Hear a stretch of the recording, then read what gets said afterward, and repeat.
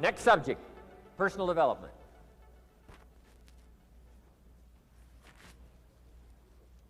Some of the things Mr. Shoaff taught me starting at age 25, some things came quickly, some things came easily. Setting goals, that was easy. We're going to talk about that later on. But this one I had to struggle with, personal development. It was hard for me to give up my old blame list. It was so comfortable blaming the government and blaming my negative relatives and the company policy, unions, wage scale, economy, interest rates, prices and circumstances and all that. That was difficult for me to give up.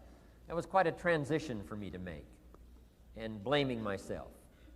But Mr. Shoaff started out with something very, very important. Let me give that to you.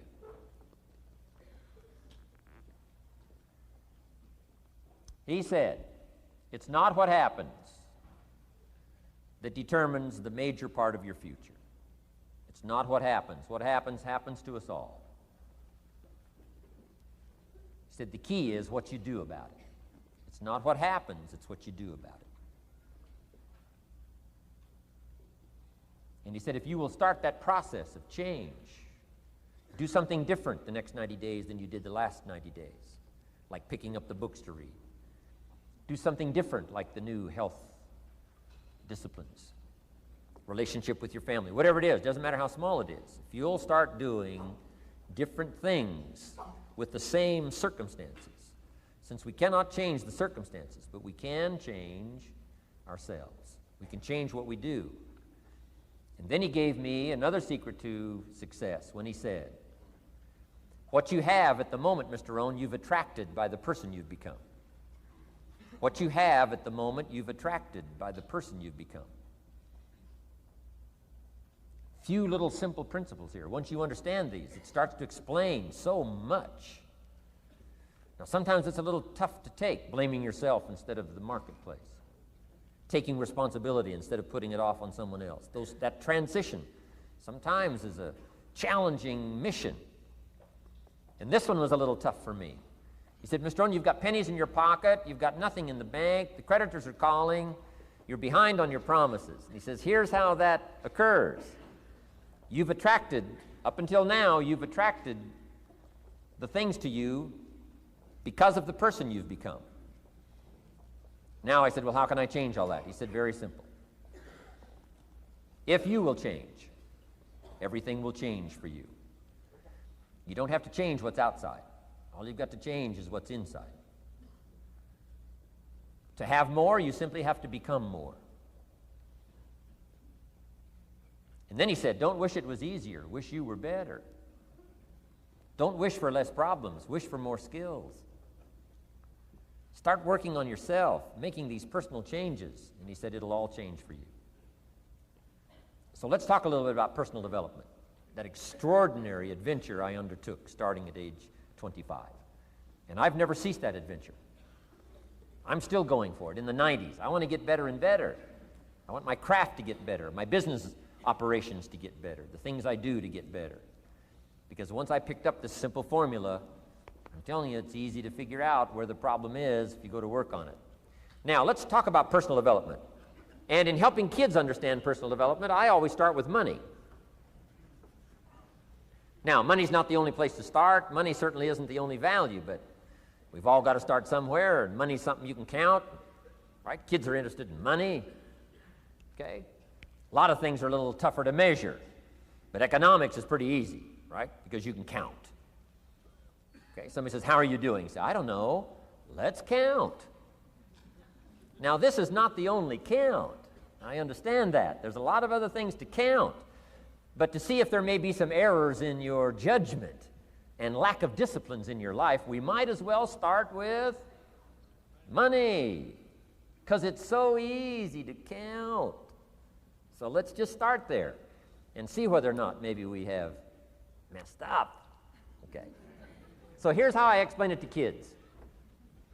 We get paid for bringing value to the marketplace. Key to understanding economics. We get paid for bringing value to the marketplace. Marketplace is also described as reality. Reality, the marketplace. Now, it takes time. It takes time to bring value to the marketplace, but we don't get paid for time. It's very important for kids to understand, as well as adults. We don't get paid for time. Mistakenly, the man says, well, I'm making about $20 for an hour. Not true. Not true. If that was true, you could just stay home, have them send your money. No, it's not true. You don't get paid for the hour. You get paid for the value you put in the time. So we don't get paid for time, we get paid for value. Now, since that's true, here's one of the key questions of the afternoon. Is it possible to become twice as valuable and make twice as much money in the same time? Is it possible to become 3 times as valuable as you now are and make 3 times as much money in the same time? Is that possible? Of course. If you want to really emphasize something, that's a good phrase, Stuart. Of course. Of course. Okay. Now, all you have to do to earn more money in the same time is simply become more valuable. America's unique. It's a ladder to climb. Starts down here, what, about $4 an hour? Big argument last year in Congress about the starting place. Should be 5, should be 5, should be 5. Well, no, it doesn't need to be 5. Why not start with 4? It's a ladder. Right? This is not a bed. This is a ladder. This is a ladder to climb. Starts at $4. Now somebody says, well, should be 5, should be 5. Well, maybe. If you're going to stay at the bottom for the rest of your life, it probably should be 5. But that's kind of a pitiful way to live. Start and not grow. Start and not change. Start and not become more valuable. Hey, the whole scenario of life is to start, number 1, and what? Become more valuable, number 2. So America's a ladder to climb. Starts at $4 an hour, and the more valuable you become, you just keep moving up the ladder. Top income last year, what, 52 million? Guy that runs Disney? Would a company pay somebody for 1 year's work $52 million? And the answer is, of course. This is one of those of course places. Of course. If you help a company make $1 billion, would they pay you $52 million? The answer is, of course. It's chicken feed. I mean, it's not much money. Now, why that much money? Because he has become so valuable. Now, why would we pay somebody only $4 an hour? They're not very valuable to the marketplace. Now, we got to make that distinction, to the marketplace. Might be a valuable brother, a valuable member of the community, a valuable member of the church, valuable member in the sight of God, to the human family, of course, those kind of values. But to the marketplace, which is called what? Reality. Reality is, if you're not very valuable, you don't get much money. Those are called the facts. I mean, that's how that is. Well, then how do you get more money? Simple answer. Somebody says, well, I'll go on strike for more. Well, here's a major problem with that. Here's a major problem with that. You can't get rich by demand.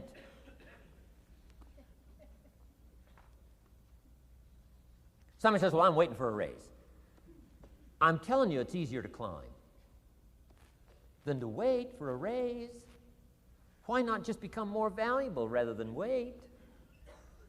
I'm telling you, that's the key to all good things. Becoming more valuable. Why would we pay somebody $400 an hour? They've become more valuable to the marketplace. See how this works? I'm telling you, this stuff is so easy. This is America. This is a ladder. How far is it from 4 to 5? I'm telling you, it's not far. $4 to $5 an hour? If you work for McDonald's, haul out the trash, they'll pay you $5 an hour. If you whistle while you haul out the trash, they'll pay you $5 an hour. I'm telling you. You'll get an extra $1 just for a good attitude. Yay, McDonald's. Wear the hat. It's incredible. $5. And then you just keep becoming more valuable, more valuable, more valuable. I got a telephone call 5 years ago.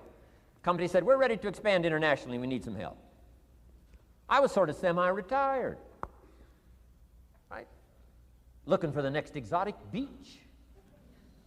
They said, no, Mr. Rohn, we got a project for you, right? We're going to expand internationally. We could use your help. Next little while, we'll add some millions to your fortune, make it worth your while. I said, okay.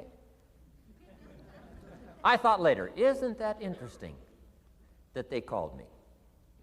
My second thought was, of course they'd call me. Who else would they call? I mean, you know, I can get the job done. Now, how come I got a telephone call worth millions? I had become valuable. Now, I'm a farm boy from Idaho. I was raised in obscurity. 1 year of college, and I thought I was thoroughly educated. Made all kinds of mistakes galore. At age 25, the creditors are calling me saying, hey, you told us the check was in the mail. I got pennies in my pocket. I got nothing in the bank. I'm behind on my promises. How come I get a telephone call 5 years ago and it's worth millions?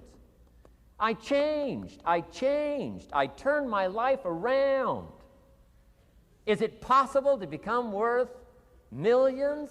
Speaking economically, now there's a lot of values to become, but let's just talk economics. Is it possible to become that valuable? And the answer is, of course, of course. Now let me give you the secret. Shoaff said, here's the secret, Mr. Rohn. Learn to work harder on yourself than you do on your job. Once I got that, it turned my life around. Learn to work harder on yourself than you do on your job.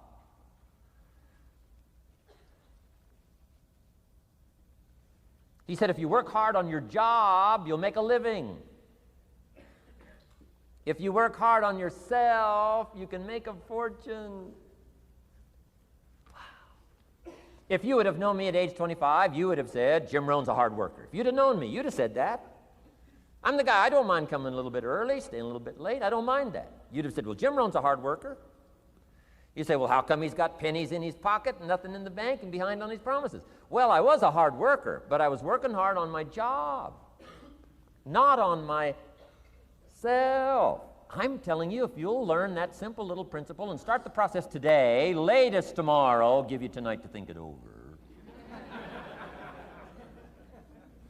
And start this whole process of personal development, work on yourself, make yourself more valuable to the marketplace. I'm telling you, you can so dynamically change your income, and economics is the least of the values that you can start earning in terms of equity if you'll start working harder on yourself than you do on your job.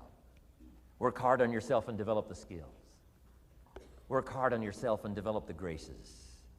All of the stuff necessary to become more valuable to the marketplace. I'm telling you, your whole life can explode into change. Promotions, no problem. Becoming more valuable to the company, I'm telling you, no problem. Money, no problem. Economics, no problem. Future, no problem. If you just go to work on the right thing. Not get things out there to change. Don't try to change the seed. Don't change the soil.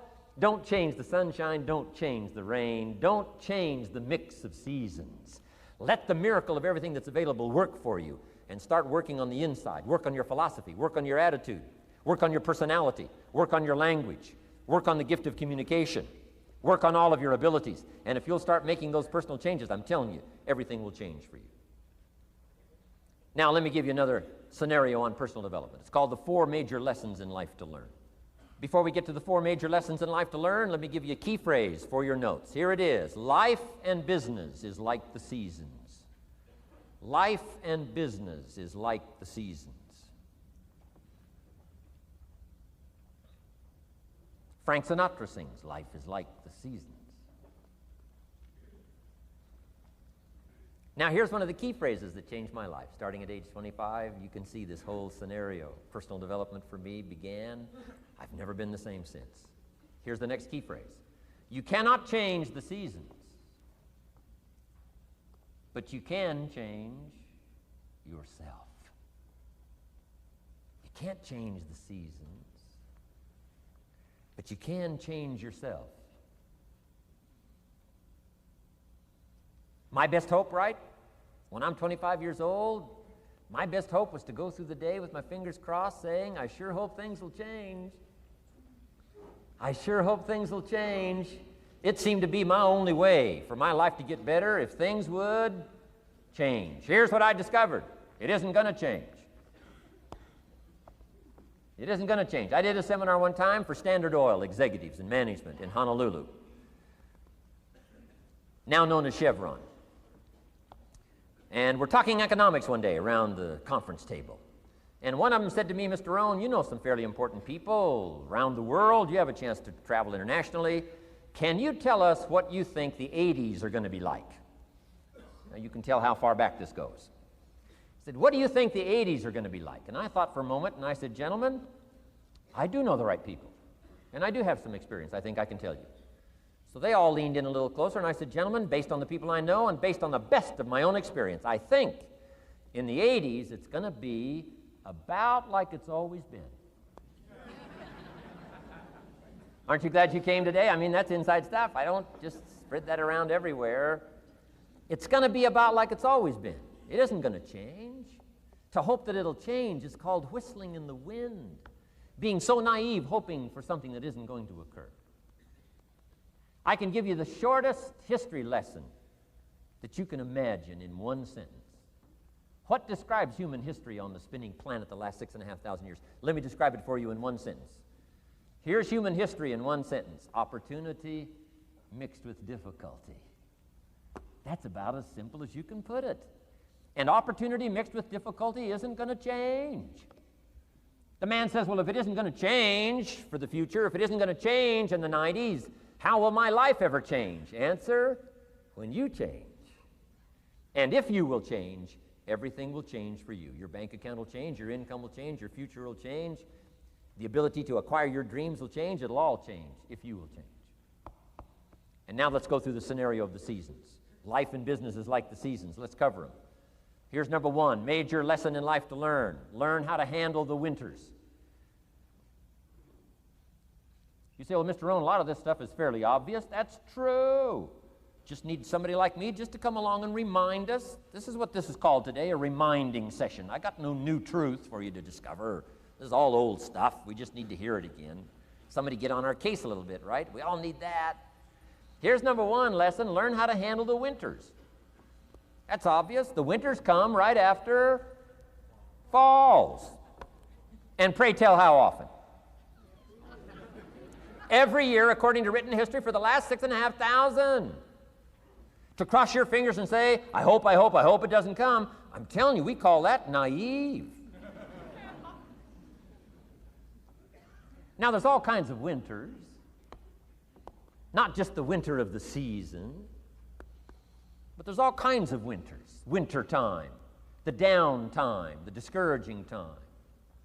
One writer called it the winter of discontent. The winter when you can't figure it out, the winter when it all goes wrong. Economic winters, social winters, political winters, and personal winters. When your heart is smashed in 1,000 pieces, the nights are unusually long. It's called winter time. Barbra Streisand sings, it used to be so natural to talk about forever, but used to be's don't count anymore. They just lay on the floor till we sweep them away. You don't sing me love songs. You don't say you need me, and you don't bring me flowers anymore. A song of winter. But hey, we're acquainted with all those winter scenarios. We've been through them all.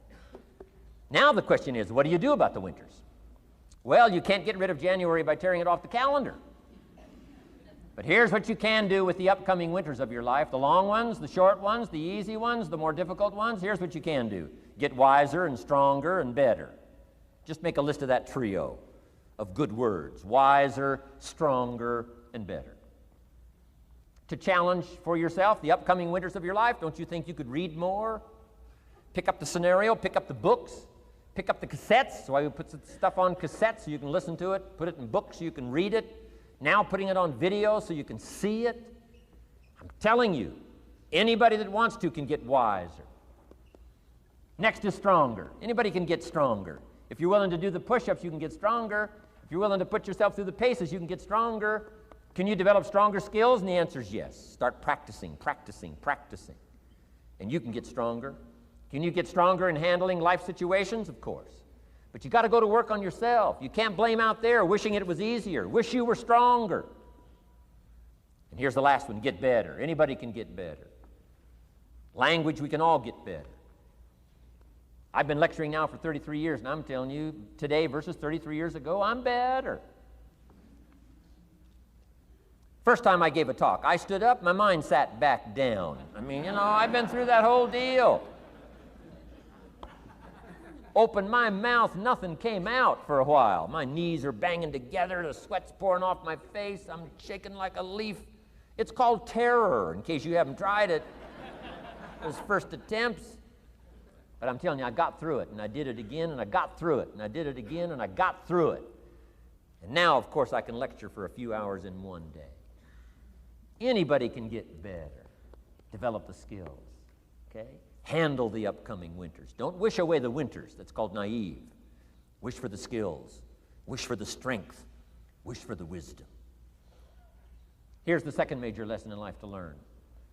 Learn how to take advantage of the spring. Uniquely enough, spring follows winter. And pray tell how often? 6,500 times. I mean, those are good odds. I'd gamble on it one more time. I mean, those are good odds. Every time. You can't beat those odds. Spring is called opportunity. Another day is called opportunity. Days follow nights. How about that? And how often? Every day. But now here's what we must learn to do with opportunity. Underline two strategic words in that sentence. Take advantage. Just because spring comes is no sign you're going to look good in the fall. You've got to take advantage of it. You've got to do something with it. Read every book you can on what to do with your springs, what to do with your opportunities, what to do with your days, what to do with your chances. Don't miss the educational process. Don't miss the process of learning. To understand, opportunity keeps coming, but the key is taking advantage, taking advantage. Everybody in this room's got to learn to do one of two things: plant in the spring or beg in the fall. And it doesn't mean you can't become a sophisticated beggar, but you don't need the reputation. Learn to plant in the spring, take advantage. And there's an urgency here on springtime because there's just a few springs, handful of springs offered to each of us. So take advantage swiftly and quickly. Don't just let the time pass. The Beatles wrote, "Life is very short."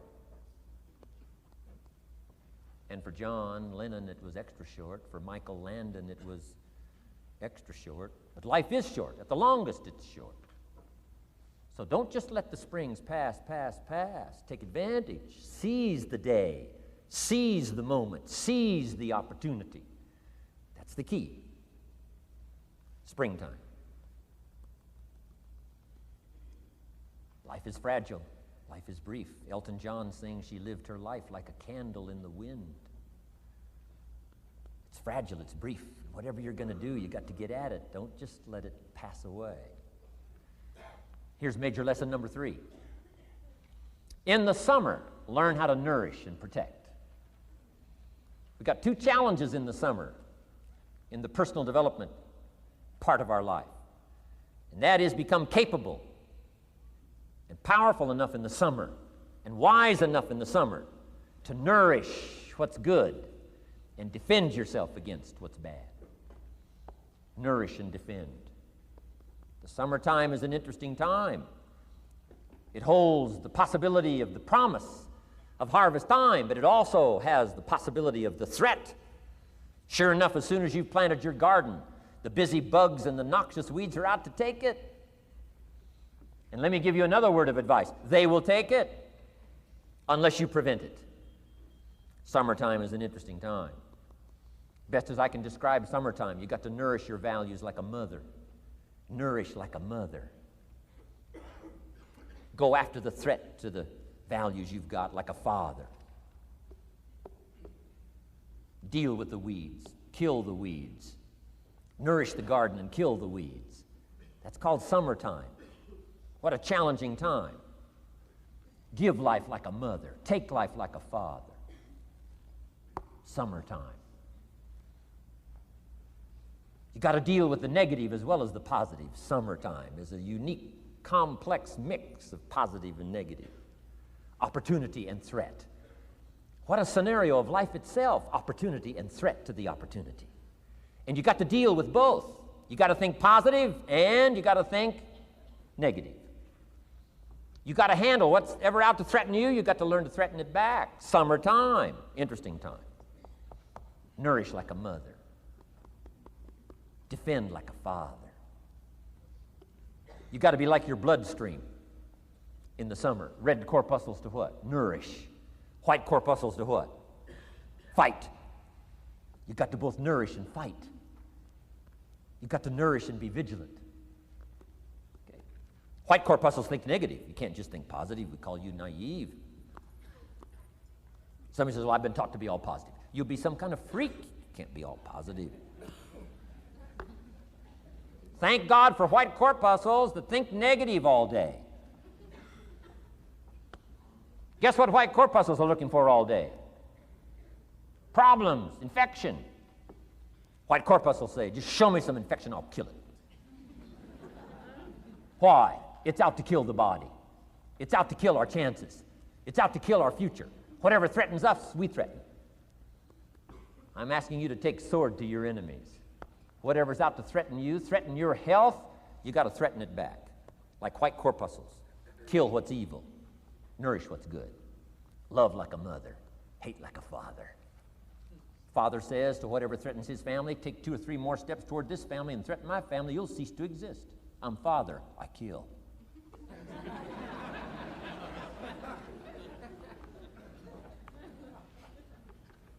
Don't let the weeds take your garden. Wreck your chances for a good harvest. Deal with your enemies in the summer. Called good and evil. The great struggle in life is called good and evil. Tyranny and liberty. Sickness and health. It's the way life is. Tyranny threatens liberty. Takes over Kuwait. Can't have that. If tyranny takes Kuwait, it'll take Saudi Arabia. If it takes Saudi Arabia, it'll take something else. Where are we going to stop tyranny? As soon as possible, lest it take the whole world value. So George Bush draws a line in the sand, consults with his allies, sends 500,000 troops to Saudi Arabia. Finally, Desert Sword, Desert Storm, takes on Saddam Hussein, drives him out of Kuwait. Why? Because it has to be done. The great struggle between liberty and tyranny, the great struggle between evil and good. And you've got to treat your own life the same. Says Saddam Hussein, you can't have Kuwait, can't have Saudi Arabia. Furthermore, we're going to kick you out. Hires Chief White Corpuscle, General Schwarzkopf.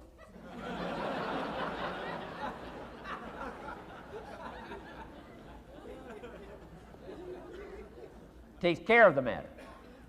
I'm asking you in the summer, nourish like a mother. Threaten whatever threatens you like a father. Now you can also turn around the scenario, that's true. Love like a father, hate like a mother. Give life like a father, take life like a mother. You can turn the scenario around. The key is both love and hate. Single parents have got the greatest challenge. Love like a mother, hate like a father. Love like a father, hate like a mother.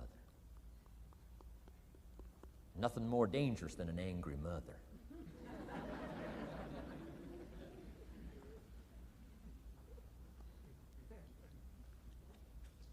Beware the female species of the animal.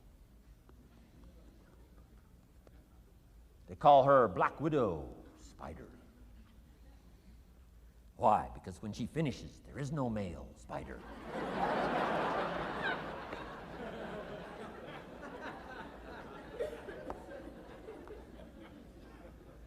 I saw this article. I was flying on an airplane up in Canada. I saw this article in one of the airplane magazines. Showed a picture of this guy with his shirt off, these claw marks down his back, teeth marks in his neck. The guy almost got killed. He was out in the woods, saw a mama bear with her little cub. Said, oh, this looks cute. Had his flash camera, went flash, flash, took a picture. Mama bear treats it unkindly, promptly chases him. Caught him, almost killed him before they got to him. Beware, Mama Bear. So, love like a father, hate like a mother. However you want to treat this scenario, it's very important. It's called summertime. Part of the personal development challenge is to be challenged to learn to nourish all of your values, from a garden to a family relationship, to a love affair, to a marriage, to a business, anything that's valuable to you called equity. You got to nourish it, you got to feed it, you got to take care of it, but you've also got to defend it. It's called the way things are. Key. In the summer. Now here's number 4. Fourth major lesson in life to learn. In the fall, in the harvest, learn to reap in the harvest without complaint. Important part of personal development.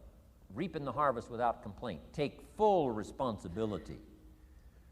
Once you've learned this scenario, it's not the seed, it's not the soil, it's not the sunshine, it's not the rain, it's not the miracle of the giving of life, it's not the seasons that's to be criticized. We must take personal responsibility. So in the harvest, take personal responsibility. It's your crop. Whatever you've reaped, it's your crop. Take responsibility. No complaint. And here's the next one. No apology. The best of human maturity is no apology if you've done well, and no complaint if you haven't. Knowing that that's where the answers lie, within, and then without, in the miracle of the possibilities that we have to work with. Those are the 4 major lessons in life to learn. Let's talk about some more parts of personal development. Here's the first one. Physical. The physical side. Got to take care of yourself. Do not neglect to take care of yourself. Good phraseology used in the Bible, in my amateur way, but let me put it to you best I can. Here's what it says. Treat your body like a temple. That's a good phrase, good suggestion. A temple meaning something you take extremely good care of. A temple, that's a good phrase. Treat your body like a temple, not a woodshed. A temple, a temple. Take good care. It's the only place you've got to live currently. The temple. Nutrition. My mother studied nutrition, passed it along to me, passed it along to my father, my children, my grandchildren. What a legacy that was. Learning to just take care of yourself. Key phrase. Some people don't do well because they don't feel well. They've got the gifts, they've got the skills. Maybe they just haven't taken care of themselves. They don't have the vitality. Key phrase, vitality is a major part of success. Vitality. So take care of yourself. I know a guy that raises racehorses. I'm telling you, the guy feeds his horses better than he feeds himself. He's so careful how he feeds his horses. He's so careful what they eat. He's so careful that they get everything. And because of that extreme care, I mean, these are magnificent animals. They can run like the wind. But you ought to see this guy. 10 steps up a flight of stairs, and I mean, he's all out of breath. His horses can run like the wind, and he can hardly make it up the steps. The guy takes care of his animals better than he takes care of himself. Some people feed their dogs better than they feed their kids. Physical. Now, there's all kinds of parts to physical. Here's one. Appearance is part of the physical. Never have a second chance to make a first impression. Physical side. And here's some of the best advice on appearance I can give you. It comes from ancient script again. It says, God looks on the inside, people look on the outside. Isn't that good information? Now you say, well, people shouldn't judge you by how you look. Well, let me give you a clue. They do. They do. You can't deal in these shoulds and shouldn'ts. You'll be tipped over the rest of your life. Now, of course, when people get to know you, they'll judge you by more than what they see. But at first, they're going to take a look.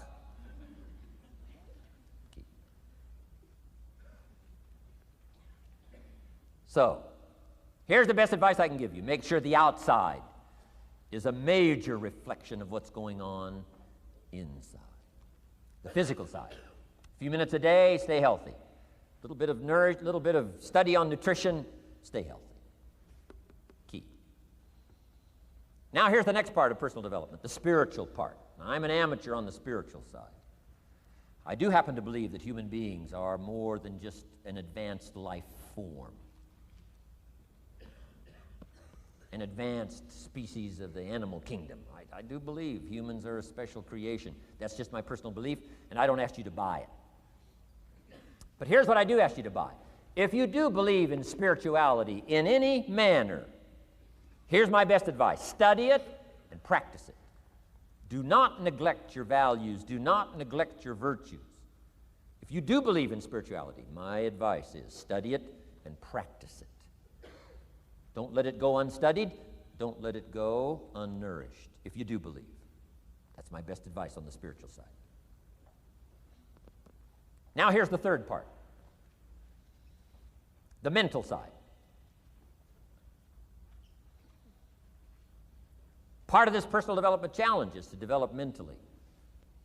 Learn, study, grow, change. It's what schooling is all about. And the human development takes time, incredible amounts of time. That's why we've taken the time for this seminar. It just takes time. Some things you can't cover in a 20-minute speech. You can't cover in a little 5-minute talk. It takes time. For humans, it seems like more time than any other life form, human beings. The little wildebeest in Africa. Guess how much time it's got as soon as it's born to be able to run with the pack so it doesn't get eaten by the lions? Guess how much time it's got? A few minutes. As soon as the little wildebeest is born, tries to stand up, falls down. Its mother nudges it, gets it to stand back up, falls back down. Finally, on little shaky legs, it tries to nurse. Mother pushes it away. She moves away, so it can't nurse. Why? You can't nurse now. You got to develop some strength now. The lions. Falls down, gets back up, tries to nurse. Mother pushes it away. No. You got to get these legs strong. How much time have we got? Not much time. Mama wildebeest says, not much time. Not hours, not days, minutes. Wow. But the human baby, wow.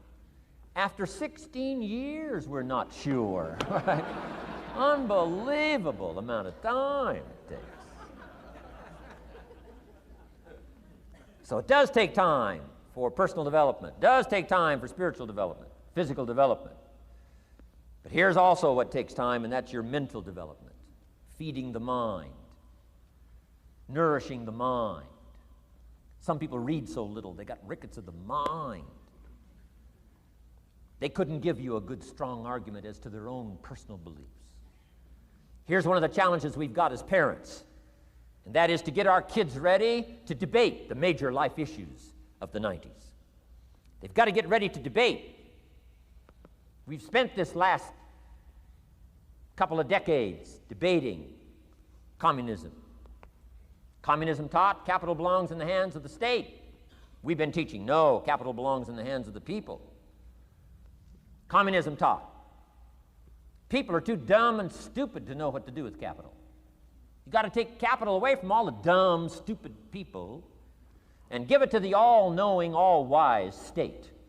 And let the state run everything and let the people meekly show up for their work assignment. All glory to the state, communism taught. Kid says, well, is that right? No, all glory to the people. Let the state be the servant of its people, not the people be the servant of the state. I'm telling you, you've got to be able to pick up those ideologies. You've got to be able to pick up the philosophy. And here's the next part. You've got to be able to defend it. If you can't defend your virtues and if you can't defend your values, I'm telling you, even in the 90s, you'll fall prey to philosophies that are not in your best interest. And we've got to help our teenagers, we've got to help our kids especially to be able to debate the major life issues, the political issues and the social issues and the religious issues and the spiritual issues and the nutritional issues and the economic issues and all of the rest of the issues that are valuable for us to build the kind of equities we want. You got to get yourself ready. And one of the ways you got to get ready is not just physical and not just spiritual. You got to get ready mentally. And this is where Shof went to work on me, to be ready mentally, to develop the philosophy and also be able to defend your virtues and your values. Let's go through it. You need a good library. Shof got me started on my library. Here's one of the books he recommended, Think and Grow Rich by Napoleon Hill. Think and Grow Rich.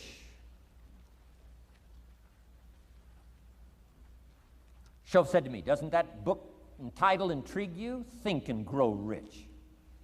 Don't you have to read that book? Think and Grow Rich. I said, yes, sir. By Napoleon Hill. I went and found that book in a used bookstore. That's where I had to start. In a used bookstore. I paid less than 50 cents for it. I've still got it. It's one of the rare hardback covers. Think and Grow Rich by Napoleon Hill. Wow, Shof was right. Get a library started. It'll change your life. Any home over $200,000 has got a library. Why do you suppose that is? Wouldn't that make you curious? How come every home over $200,000 has got a library? Does that tell you something? Does that educate you at all?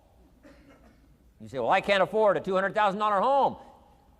It doesn't matter what size home. Take your present apartment, clean out a closet, call it your library, and start acting intelligent. And start this process like I did. Start developing a library. Here's what your library needs to show, that you're a serious student of health and life, spirituality, culture, uniqueness, sophistication, economics, prosperity, productivity, sales, management, skills, values of all kinds. Let your library show you're a serious student. Don't be casual in learning. Don't be lazy in learning. Information is the key. Okay. Learning is the beginning of wealth. Learning is the beginning of health. Learning is the beginning of prosperity. Learning is the beginning of democracy, the beginning of freedom. All values, all virtues start with the learning process. So don't be lazy in learning. Don't be lazy in gathering the library that'll teach you and instruct you. And I got that book, Think and Grow Rich. Some of the ideas in that book inspired me no end, helped me to change my life. Now, it's got some weird stuff in it. You know, it's got some weird stuff. Napoleon was weird, so you gotta separate out a little of this weird stuff. But you can do that. You can separate out the weird stuff, okay? Unless you're weird, just do the weird stuff. Anyway, remember, don't be a follower, be a student. That's the key to all books. Don't be a follower, be a student. Okay. Another book he recommended, Help Me Become Financially Independent. We're going to cover that before we finish this afternoon. The book was entitled The Richest Man in Babylon. The Richest Man in Babylon by George Clason, C-L-A-S-O-N. This little book, The Richest Man in Babylon, I use it as a textbook teaching teenagers how to be rich by 40, living in America, 35 if you're extra bright, much sooner if you find a unique opportunity. I got rich by the time I was 31, didn't wait till 35. If you find a unique opportunity. So we'll get into that after we come back from our next break. Richest Man in Babylon. Get your library started. Here are some key sections to put in your library called mental food. In fact, we call it food for thought.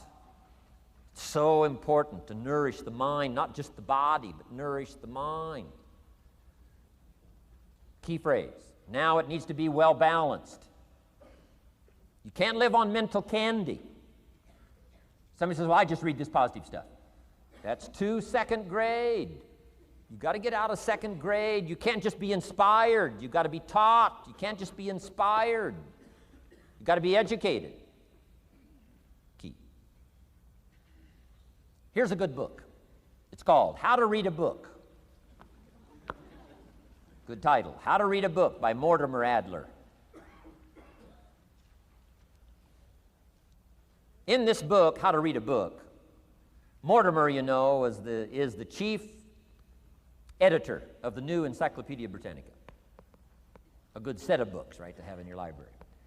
The Encyclopedia Britannica, chief editor, Mortimer Adler. He's in his 80s. He's still active, still writing books. I've got several of his books. The 6 Great Ideas, a lot of books, Mortimer Adler. But he wrote this book, How to Read a Book. Now, in this book, How to Read a Book, not only does he give you some good suggestions on how to get the most out of a book.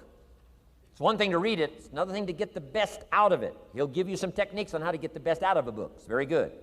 But here's what's also in his book, How to Read a Book, a list of what he calls the best writings ever written. The best writings ever written. I've used it as a centerpiece for my library. So I'm just asking you, take a look. If it suits you, fine. If it doesn't suit you, hey, keep looking until you find something to suit you. But well balanced. Let me give you some of that balance. Number one, history. We've all got to have a sense of history. American history, national history, international history, family history, political history. We all need a sense of history. Shortest history lesson, opportunity mixed with difficulty. No matter how far back you go, 1,000 years ago, 2,000 years ago, 3,000, 4,000 years ago, I'm telling you, it all reads the same. Once you understand the thread that it isn't going to change, then what's going to change for my life? Answer, looks like I'm going to have to change.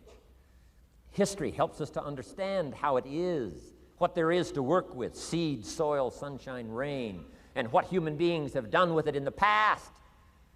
And how many of them have, like I did by age 25, they have messed up. That's what history's for. Be a good student of history. Here's a good book, Lessons of History by Durant. Lessons of History by Durant. This little book is only 100 pages, but I'm telling you, it's so well written, you'll be intrigued, as I was. This little book, Lessons of History by Durant.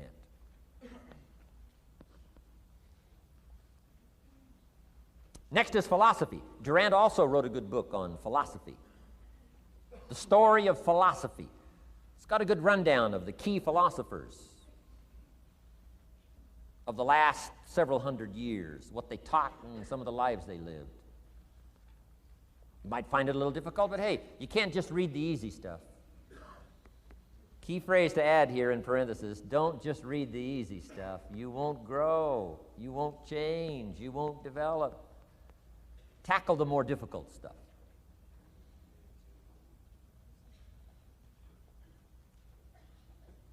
Next, novels. Novels are good. Sometimes an intriguing story keeps our attention so that the author can weave in the philosophy he or she is trying to get across. Ayn Rand was probably better at that than anybody else I could possibly think of. Atlas Shrugged, some of those towering novels. The novel kept us intrigued, but guess what she was doing all the time? Feeding us her philosophy, feeding us her philosophy. Now, whether you agreed with her philosophy or not, you had to admit she was really good at getting it out there, weaving it through the story, in the dialogue and in the speeches and in the text. Fabulous. Novels. Novels are good. Now, here's a little personal advice. Skip the trash. I mean, you don't. Someone says, well, sometimes you can find something valuable in a trashy novel. I wouldn't go through it to find it. You can find a crust of bread in a garbage can, but I wouldn't go through it. Number one, you don't need the reputation. So, not enough time to read the brilliant stuff, the good stuff. Skip the trash, really. My personal advice on personal development, becoming more valuable than you are. Key. Next is biographies and autobiographies, the stories of successful people, unsuccessful people. There's some dramatic stuff Over the last 100 years, it's been written, biographies and autobiographies. Here's one of the best, the Bible. The Bible is a unique book because it's got a list of human stories on one side of the ledger, another list of human stories on the other side of the ledger. One's called examples, and the other's called warnings. And here's what we've got to have on biographies and autobiographies, both warnings and examples. In the Bible, the examples, the Bible says, look at these people's lives, follow them. Follow their philosophy, follow their advice. Then we got the warnings, right? Don't do what these people did. They messed up their life and threw their life away. Vitally important, both sides of the scenario. Now, if your life story ever gets in one of those books, make sure they use it as an example, not a warning.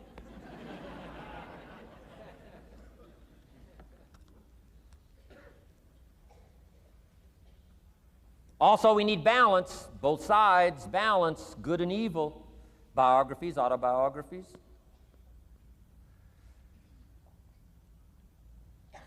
You need a book on Gandhi. You need a book on Hitler. One to illustrate how high a human being can go, and the other one to illustrate what? How low and despicable a human being can become. We need both sides of the scenario. Next, accounting. Got to have a little, at least primary view of accounting. Kids have got to start learning the difference between a debit and a credit.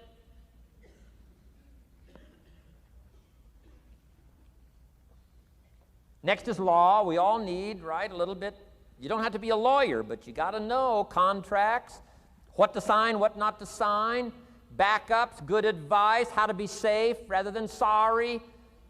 All of us need a little law, not a lawyer, but a little law, especially these complicated days. Everything's in court these days. I learned this the hard way. Company wanted to borrow money a long time ago, up in Canada.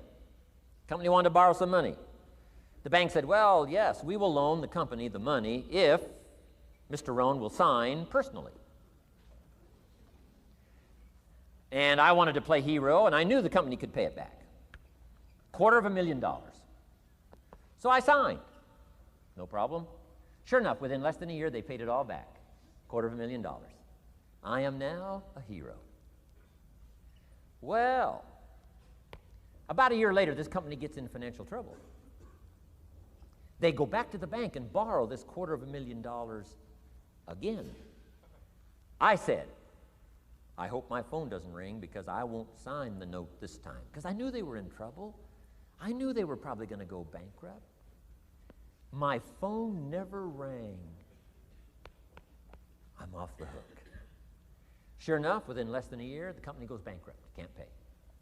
But I get this letter from the bank saying, Dear Mr. Rohn, since the company cannot perform its obligation and pay this $250,000, and since we have here your personal guarantee, would you please send us your check for $250,000? I said, hey, hold it. There must be some mistake here. I signed that first note, and they paid it all back. I wouldn't have signed the second note. I didn't sign the second note. Well, what I didn't know I had originally signed was a continuing guarantee. So now I know what the word continuing means.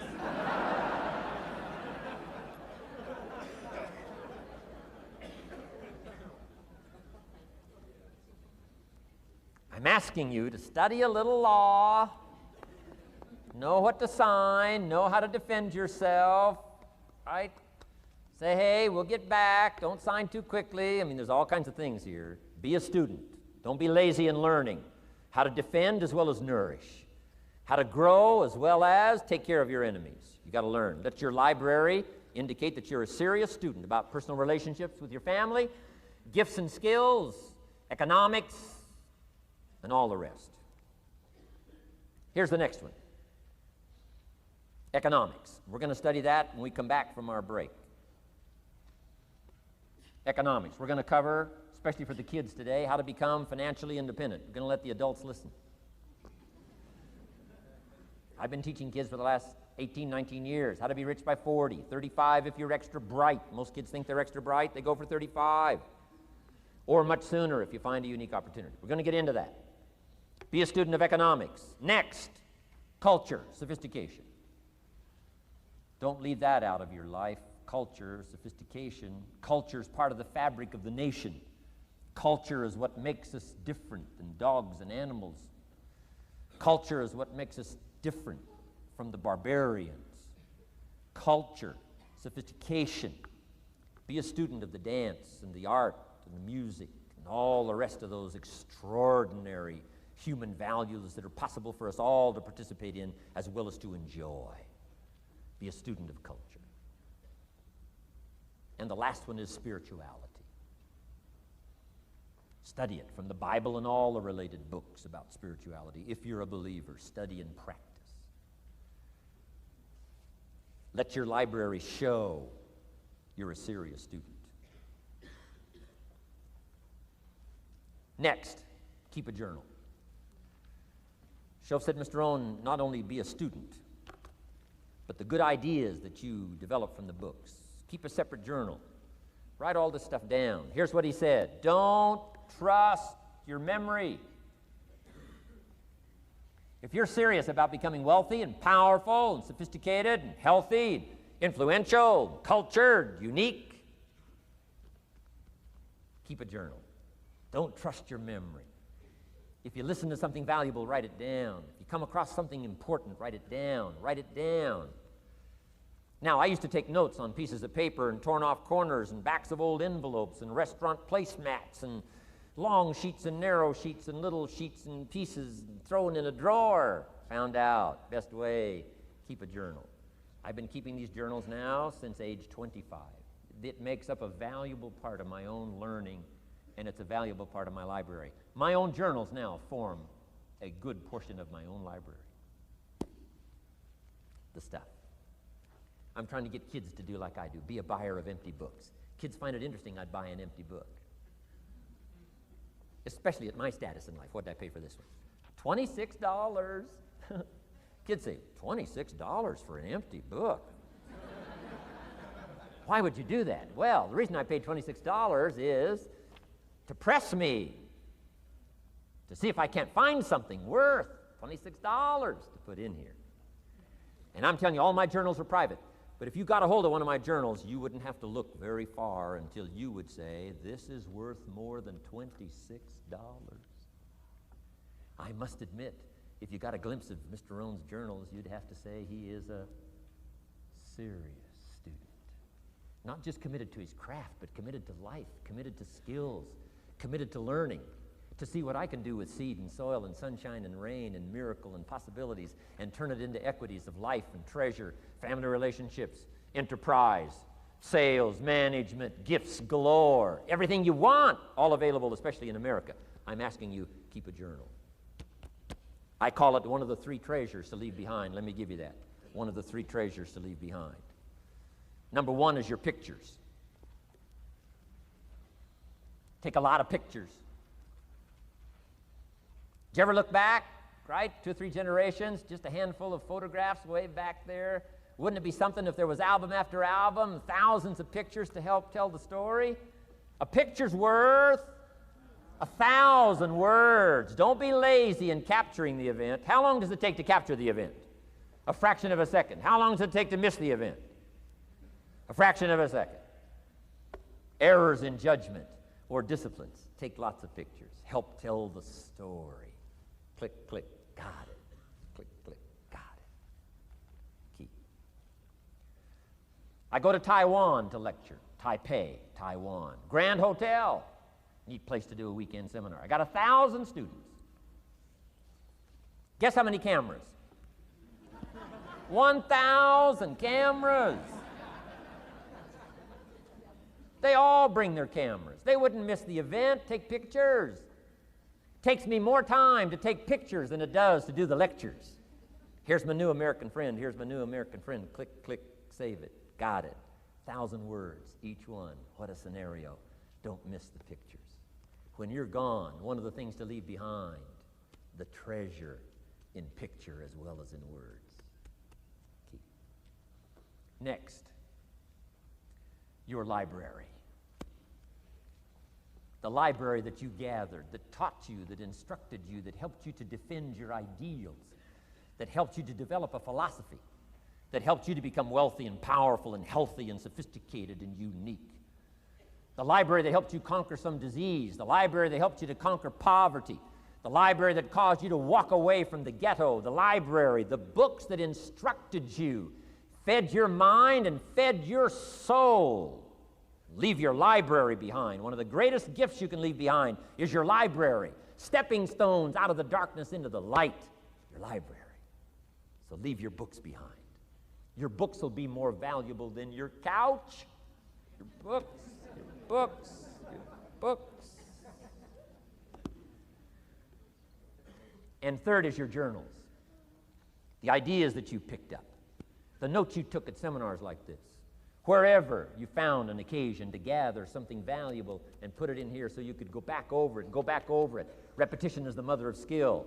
Read it one more time, learn it one more time, see if you can digest it one more time. Let it coach you one more time. Let it teach you one more time. Let it inspire you one more time. Words are inspirational. The lyrics of a song. And not just read it once. That's why we put our stuff on cassettes so you can go through it again and again and again. If you hear a beautiful song that does something to you, you don't say, well, that's enough. Don't need to hear that again. No. Wouldn't you want to hear it again, hear it again, hear it again? Let it instruct you. Let it feed you. Let it teach you. Take you on wings of emotional journeys. Wouldn't you want to do that again? The answer is yes. That's what's so important. And here's what's important. One of the things to leave behind, that's your journals. All the stuff you took the meticulous time to gather.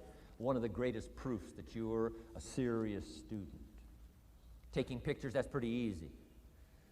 Buying a book at a bookstore, that's pretty easy. Here's one that's a little more challenging. Be student enough of your own life and your own future and your own destiny. Be student enough to take the time to keep the notes and keep the journal. You'll be so glad you did. What a treasure to leave behind when you go. Your journals. Wow. I wouldn't be without mine now. I'm in Carmel, California, one of my favorite places. It's where I wrote my first book called Seasons of Life. I went to this little church one Sunday morning. First time I'd been there. Little small church, I don't know, 150 people. Classic sermon that morning. Classic sermon. One of the best I've ever heard in all of my life. I happened to be there. And I had my journal. While this sermon is going on, I can't believe it was so precise, it was so unique, it was so powerful. And I've got my journal, and I'm taking notes. Taking notes of this classic sermon. Guess how many other people were taking notes? Approximately, guess. How many do you suppose? It looked like, best as I could tell, I'm the only one taking notes of this classic sermon. Now, since I'm a stranger there, and it's the first time I've been there, and I'm taking these notes, people started looking, who is he and what's he doing? I started feeling just a little bit uncomfortable. I'm still writing. Now I'm feeling kind of like a spy, right? I could hear some of them say, he's going to get out of here with some of this stuff. And I did. I'm the guy that walked away with the stuff. I'm asking you to be no less sincere and be no less committed to the advancement of your philosophy, the set of the sail. Talk about have your best year ever this year, and then get ready for next year, your very best year ever, and they'll start being the best year after year. If you'll commit yourself to some of this simple stuff called personal development, start with a walk around the block. Start with the refinement of your philosophy. Start with the teaching of your own fabulous mind, where all the answers are. I can only give you a few answers from my own experience. The rest of all the magical answers are within the confines of your own mind, but it takes the books, takes the cassettes, takes the videos, personal conversation, sermons, lyrics from songs, dialogue from the movie. Let your heart be stirred by words. Find ways to capture. Part of your personal development quest. Now here's the last subject on personal development just before we take our break. Isn't this good stuff? I'm telling you, this stuff changed my life. Turned me every way but loose. I've never been the same since my teacher gave me some of this simple instruction. how to go from where you are to where you want to go, how to go from what you are to what you want to become, how to go from pennies to treasure, how to go from nothing to fortune. It's all within the confines of this stuff that I've been trying to share with you. Laboring best I can. Words are clumsy at best when you try to describe what's going on in your head, your experience, your heart. But I'm doing my best today, and I'm excited about it. Appreciate you taking all these good notes. You've become good students today. I appreciate it.